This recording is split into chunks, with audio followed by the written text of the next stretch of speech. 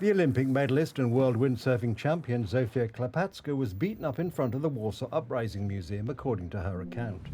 I was pushed, insulted, hit twice on the head where I fell down, and as I was lying there, another person ran up and sprayed me in the eye and face with pepper spray, and all I wanted to do was pick up the invitations to the Warsaw Uprising celebrations and walk down the pavement like a human being. According to eyewitnesses to the incident, quoted by journalist Wojciech Wybranowski, the pretext for the attack was that Klepacka had broken through the tape cordoning off the area near the museum where the concert was taking place.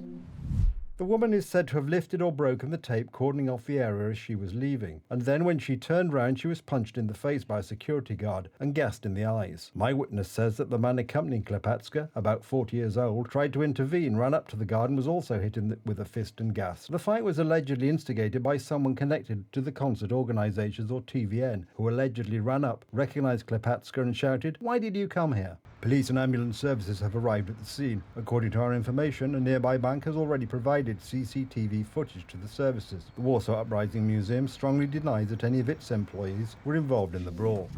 The museum's security service called the police in connection with the aggressive behaviour of two people in front of the Warsaw Rising Museum last Friday. Investigations are underway to establish the full circumstances of the incident.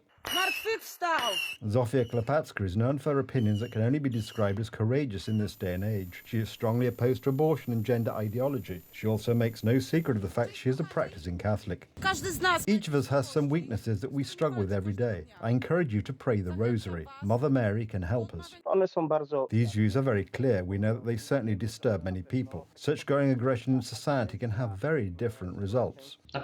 Certainly, Zofia Klepacka was sometimes the object of aggression, at least in the media, partly because of her views. It cannot be ruled out that someone recognised her and felt they had the permission to escalate things. Perhaps her views, which are not in line with the message of Donald Tusk's government, were the reason for the aggression against her. There is no denying that this kind of retaliation is characteristic of only one side of the so-called Polish War. Of course, there is no such war. That is, the people who are fanatical supporters of the 13th December coalition, or who cheer it on one way or another. We all remember the words of the leaders of the Civic Coalition. There is no other way than to carry out this process of separation of church and state, with all its consequences, unequivocally, immediately after winning the elections. We must deprive you of certain privileges, because if we don't, you will raise your head again. In the last few months, there have been terrible situations in Poland. Crosses have been cut down with the saw, and religious symbols have been removed from offices in Warsaw. Now specific individuals are being targeted. The hatred stirred up by the Polish authorities has consequences. Daniel Śmieciński, TV Republika.